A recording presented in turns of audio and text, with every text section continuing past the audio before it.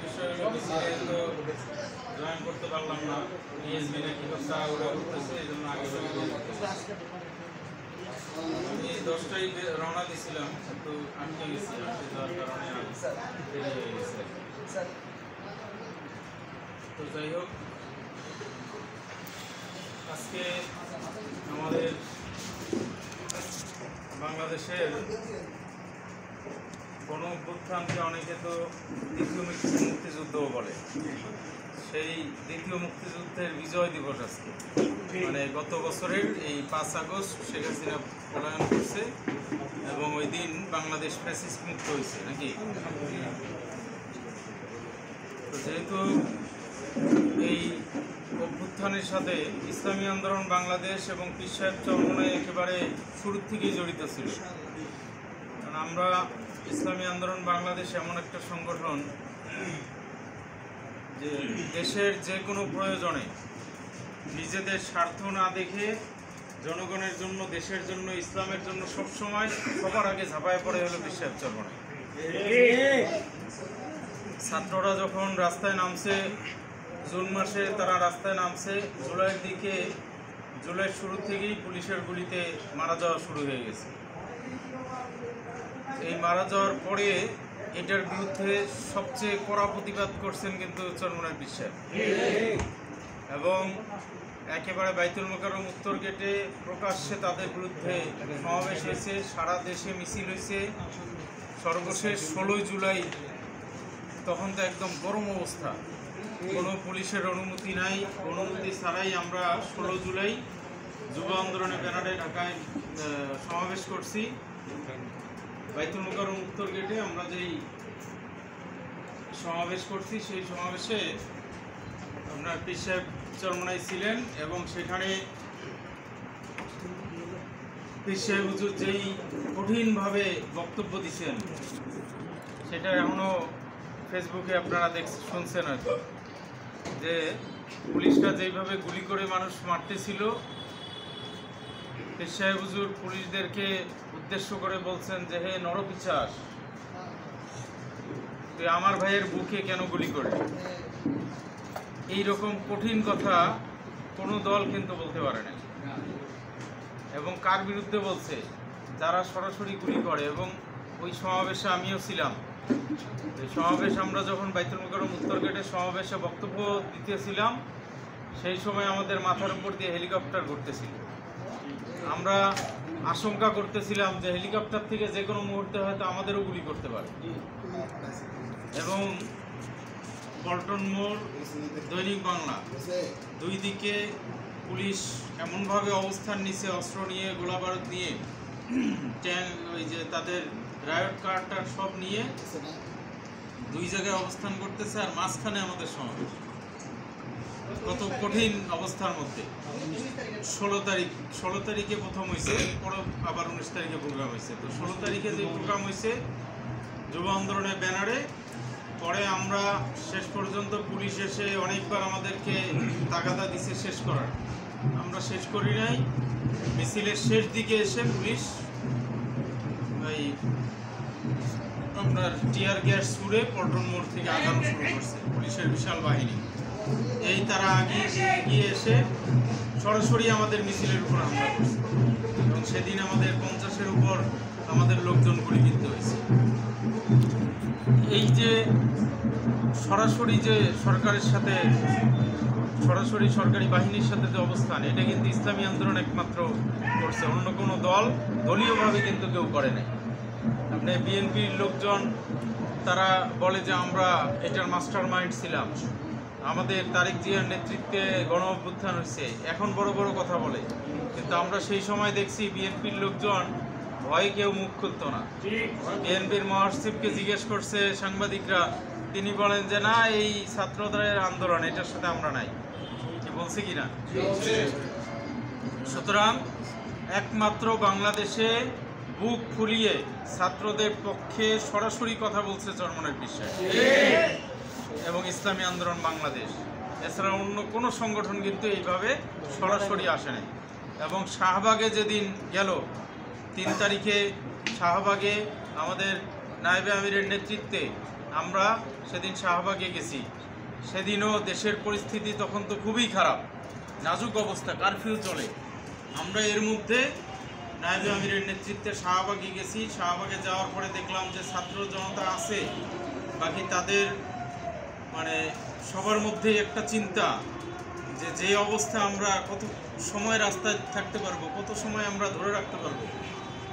তো সেই সময় যখন আমরা গেলাম, ছাত্ররা এত খুশি হয়েছে, তারা বলতেছে যে আমরা মনে হয় যে আমাদের প্রাণ ফিরে পেলাম। নায়েবে আমিরকে দেখে তাদের সাহস অনেক বেড়ে গেছে এবং তারা শাইখে চরমনাইকে এত মানে সম্মান করছেন, পায়ে হাত দিয়ে সালাম করার জন্য লাইন লেগে গেছে ছাত্রদের। তারা ওই দিন আমাদের নায়েবে আমির যদি শাহবাগে না যেতেন, তাহলে ছাত্ররা হয়তো পরে আর থাকার সাহস রাজপথে পেত না। আমাদেরকে পেয়ে তারা রাজপথে থাকার সাহস পেয়েছে এবং 5 তারিখ পর্যন্ত আমরা কিন্তু পুরোপুরি রাস্তায় ছিলাম এবং এই আন্দোলন সফল হয়েছে। এখন যারা এতদিন কিছুই করতে পারে নাই, এই 3টা ভুয়া নির্বাচন হয়ে গেছে, এটা ঠেকাইতে পারে নাই, বিশাল বড় দল হিসেবে যারা দাবি করে, তারা তাদের নেত্রীকেও মুক্ত করতে পারে নাই, তাদের নেতাকেও বিদেশ থেকে আনতে পারে নাই এবং তারা সামান্যতম সরকার মানে সরকারের বিরুদ্ধে কঠিন একটা অবস্থান যে নিবে, এটা কোনো নির্বাচনের সময়ও নিতে পারে নাই, এমনিতেও আন্দোলন তারা জমাইতে পারে নাই। কারণ কি? এটার কারণ বিশ্লেষণ করে দেখা গেছে যে বিএনপি যখন আন্দোলনের ডাক দিছে, তখন বিএনপির কিছু লোক, সুবিধাভোগী লোক রাস্তায় আসছে, সাধারণ মানুষ তাদের পিছনে তাদের ডাকে আসে না। কিন্তু যখন ছাত্ররা ডাক দিছে, তখন সাধারণ মানুষ সবাই নেমে আসছে। এই কারণে ছাত্রদের আন্দোলন সফল হয়েছে। তাহলে বোঝা যায় যে এই দেশের সাধারণ মানুষ বিএনপিকে বিশ্বাস করে না, বিএনপির উপর ভরসা রাখে না। এখন বিএনপির যত আপনারা এই যে দেখতেছেন তাদের বিশাল হাকডাক, এই সব কিছু হলো সুবিধাভোগী লোকদের কারণে। তারা চাঁদাবাজি করতেছে, টেন্ডারবাজি করতেছে, ভাগবাটোয়ারা হইতেছে, টাকা পয়সা পাচ্ছে, এই কারণে লোকজন জমজমাট। যখন দেখবেন যে বিপদ, তখন আর এই জমজমাট আর থাকবে না। সুতরাং এইভাবে যদি লোকজনের মানে বিএনপির যারা আছে তাদের যা অবস্থা আমরা দেখতেছি, তারা এখনই যেই অবস্থা, ক্ষমতায় আসলে তারা দেশের কি অবস্থা করবে এটা আমাদের ভাবতেও আমাদের কষ্ট হচ্ছে। কারণ এই গণ অভ্যুত্থানে 2000-এর মতো মানুষ জীবন দিছে এবং হাজার হাজার মানুষ পঙ্গু হয়েছে, অনেকে আহত, এখনো পর্যন্ত আহত। তো এই অবস্থার মধ্যে একটা গণ অভ্যুত্থান হওয়ার পরে যদি আবার নতুন যেই সরকার আসে, তারাও যদি একই রকম কাজ করে, তাহলে তো আর দেশের কোনো পরিবর্তন হলো না এবং যারা রক্ত দিছে এটারও কোনো মূল্য থাকলো না। এই জন্য পীর সাহেব চরমোনাই বলেছেন, 3টা দাবি করেছেন যে এই অবস্থার পরিবর্তন করতে হলে আমাদেরকে সংস্কার করতে হবে। যদি আমরা সংস্কার না করতে পারি, রাষ্ট্রের যদি মেরামত না করি, তাহলে এই রাষ্ট্র আগামীতে ভালোভাবে চলতে পারবে না। 2 নম্বরে হলো যারা গণহত্যা করেছে এদেরকে চিহ্নিত করে বিচার করতে হবে। বিচার যদি না করা হয়, তাহলে এরা আবার মাথাচাড়া দিয়ে উঠবে। 3 নম্বরে হলো আগামী জাতীয় নির্বাচনটা একটা সুষ্ঠু, নিরপেক্ষ এবং গ্রহণযোগ্য নির্বাচন করতে হলে তাহলে সেটা পিআর পদ্ধতির মাধ্যমে নির্বাচনটা করতে হবে। এই 3টা দাবি নিয়ে আমরা এখনও কথা বলতেছি, কিন্তু দুঃখের বিষয় হলো যে সব দল চাইলেও বিএনপি শুধুমাত্র বিরোধিতা করতেছে যে এত সংস্কার লাগবে না, তাড়াতাড়ি নির্বাচন দেয়। তো এইটার মাধ্যমে আসলে দেশের ভালো কিছু আর সম্ভাবনা নাই। ইতিমধ্যে পিআর নিয়ে দেখছেন যে আমরা জাতীয় মহাসমাবেশ যে করছি সোহরাওয়ার্দী উদ্যানে, এই মহাসমাবেশের পর থেকে পিআরের দাবিটা আরও বেশি জোরালো হয়েছে এবং সারা দেশ বিদেশ সব জায়গায় এটা নিয়ে আলোচনা হয়েছে। আলোচনা হওয়ার পরে শেষ পর্যন্ত বাধ্য হয়ে সংস্কার কমিশন উচ্চকক্ষে পিআর এইটা সিদ্ধান্ত নিছে, কিন্তু বিএনপি সেখানে নোট অফ ডিসেন্ট দিছে। তারা বলছে যে না, আমরা উচ্চকক্ষেও পিআর মানি না। সিদ্ধান্ত হয়ে গেছে যে পিআর উচ্চকক্ষে হবে। আমরা বলছি যে শুধু উচ্চকক্ষ না, নিম্নকক্ষেও পিআর পদ্ধতিতে নির্বাচন হইতে হবে। শুধু উচ্চকক্ষে না হয়ে নিম্নকক্ষেও যদি পিআর পদ্ধতিতে হয়, তাহলে প্রত্যেকটা ভোটারের ভোট মূল্যায়িত হবে এবং বাংলাদেশের একটা পরিবর্তন আসবে। তো এই জন্য আমাদের এই প্রচারণাগুলো আরও বেশি করে চালানো দরকার।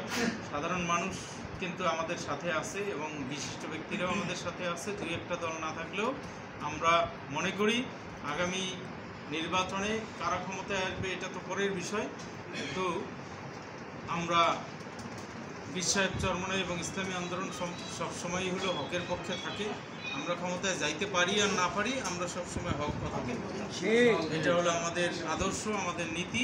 যে ইসলামী আন্দোলন বাংলাদেশ কখনো দু একটা এমপি মন্ত্রীর জন্য আদর্শ থেকে বিচ্যুত হয় নাই, আমরা এখনও হব না। অনেক কিছু কিছু হুজুররা আপনারা দেখছেন ইসলামী দল, তারা বিএনপির পায়ে সালাম করতেছে দুই একটা আসনের জন্য, কি করতেছে কিনা। কিন্তু আমরা ক্লিয়ার বলেছি যে আগামী নির্বাচনে ইসলামী সব শক্তিকে ঐক্যবদ্ধ হইতে হবে। ইসলামী সব শক্তি যদি ঐক্যবদ্ধ হয় তাহলে বাংলাদেশের সাধারণ মানুষ বলতেছে যে আপনারা ইসলামী দল এখন, আমরা কাউকে ভোট দিব না, ইসলামী দলকে ভোট দিব, কে বলতেছে কিনা। সুতরাং সাধারণ মানুষের আকাঙ্ক্ষা অনুযায়ী ইসলামী অধিকাংশ সংগঠনেই একমত আছে ঐক্যবদ্ধভাবে নির্বাচন করার। দুই একটা বিচ্ছিন্নভাবে যাদেরকে বিএনপির দু একজন নেতা বক্তব্যে বলছিল যে ঝুটা পার্টি, কিন্তু তাদের তো লজ্জা শরম নাই, তারা ঝুটা হয়ে থাকতে ভালোবাসে। বিএনপি নেতারা এদেরকে ঝুটা পার্টি বলে, এরপরেও তারা বিএনপির পাশে পাশে গিয়ে ঘুরঘুর করে দুই একটা সিটের জন্য। আমরা এইসব যারা নীতি বিসর্জন দিয়ে যারা ক্ষমতার পিছনে ঘোরে তাদেরকে আমরা তীব্র নিন্দা জানাই। আল্লাহ তাদেরকে হেদায়েত দান করুক। আমরা চাই আগামীতে ইসলাম ক্ষমতায় আসবে, এই জন্য সকল ইসলামী শক্তি যাতে ঐক্যবদ্ধ হইতে পারে, এই জন্য আমরা চেষ্টা করতেছি। বিশ্বাস চরমনের চেষ্টা করতেছেন, ইনশাআল্লাহ এটা যাতে বাস্তবায়িত হয়। যাই হোক, এখন বিষয় হলো আমরা যাই করি আমাদের সংগঠন যদি শক্তিশালী না হয় তাইলে কিন্তু কোনো কিছুই হবে না। আমাদের সংগঠন শক্তিশালী করাটা খুব জরুরি। আমাদের দায়িত্বশীলরা তো অনেকেই নাই, মূল দায়িত্বশীলরা এখানে আছেন। আমাদের ইউনিয়ন কমিটি তো সব হয়ে গেছে নাকি আন্দোলনের, বাকি আছে না?